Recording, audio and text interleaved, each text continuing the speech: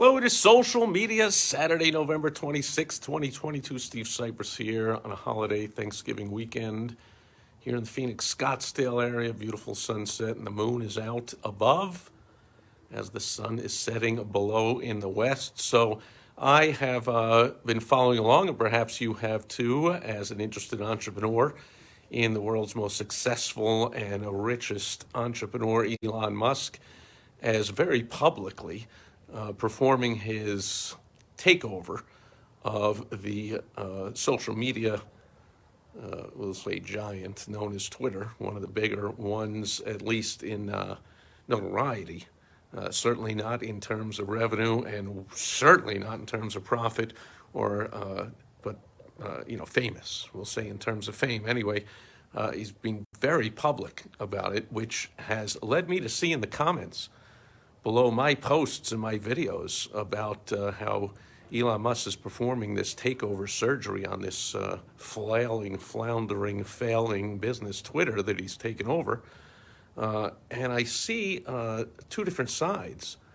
And I've noticed a theme that the people that are very critical of Elon Musk, oh, he's too mean. Oh, he's unfair. Oh, he doesn't understand how to deal with people. He's not doing things the right way.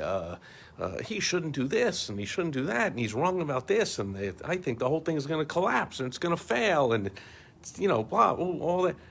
Those are almost universally and almost undoubtedly coming from people who have either never owned a business, most of them, or have never taken over or turned around a failing business, whether it's their own or any other. And then the people that are watching what Musk is doing and are, if not cheering him on, are respectfully observing and watching, and once in a while saying like, way to go, and hang in there and keep it up, are the ones that have built businesses, turned around businesses. Pretty much any business that you build, if you build it from scratch, or even if you buy it or take it over like Musk is doing, needs some, business goes through ups and downs. So we all have times where we're turning around troubles in a business. Anyone successfully doing that, those almost universally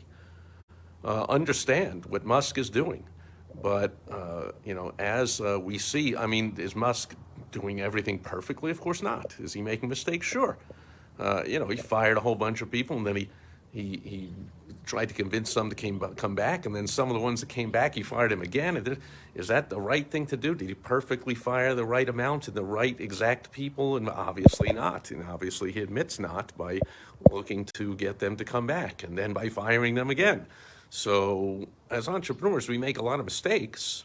In fact, we make more mistakes than, of course, times, I don't know what, multiple hundreds, thousands times more than non-entrepreneurs and than people that, work for us for a living, 9-to-5ers, employees, whatever you want to call them. That's how you succeed in business and anything in life. You fail your way to success. You learn from the downs and you celebrate the ups and you move on. And Elon Musk is learning as he goes. I saw news earlier today that someone, I think some VP of something in Ireland, sued to not be fired. The court he has to turn back on her email access or this. And I'm like, give me a break. I mean, people are fighting to work for companies. Supposedly she wouldn't agree to his email being sent out about how you got to be, I forget the word, but you got to really put in 100% here and be a strong worker and put up with the long hours and the hard work. She said, no, I'm not going to respond to that. That's not in my contract. I don't have to do that. And when she was let go because she didn't respond affirmatively to that email saying, sure, I'll do that, court has temporarily at least reinstated her. Look, if you don't want to work at a company that is in the midst of a turnaround, that there is a lot of hard work to be done, and a lot of times in a turnaround, a lot of people are wearing multiple hats and doing things they don't want to do and taking on extra jobs as the fat is trimmed and the waste is cut aside and the riffraff is cut out.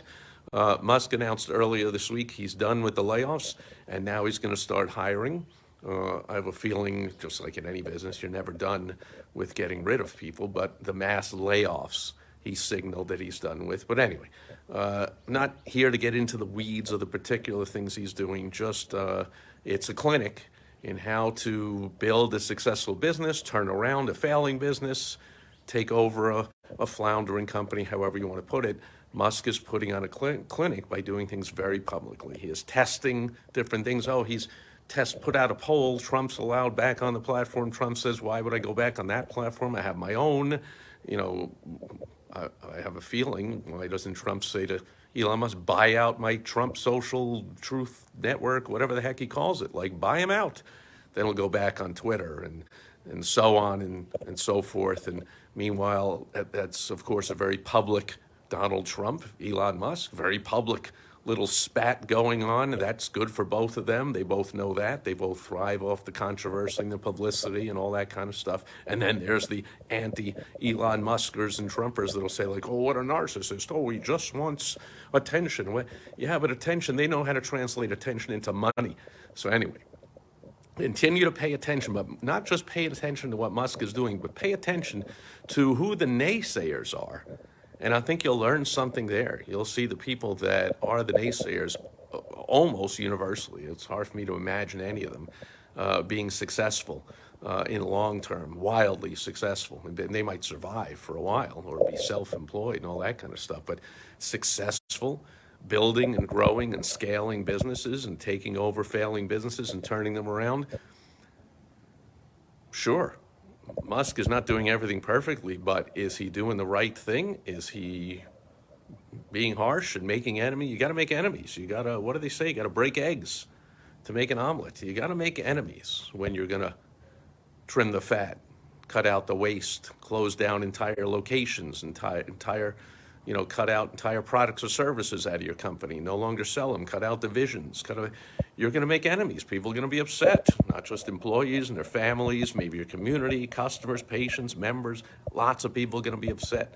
It's like tearing off the Band-Aid. Like, ouch, that thing hurts. So do you want to tear it off slowly for 5 years, like lots of businesses do, and they just struggle along and finally die a slow death? Or do you want to rip that thing off and get the patient to go, ow, damn, doc, whoa, man, that hurt. Boom, yeah, right, it hurts to rip the Band-Aid off.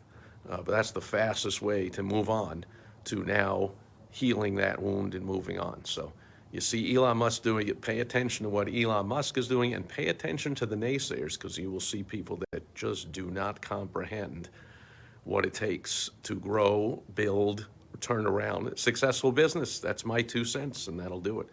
On Social Media Saturday, November 26th, I believe it is, 2022. I'll catch you back again tomorrow on Sunday Fun Day. Until then, bye-bye.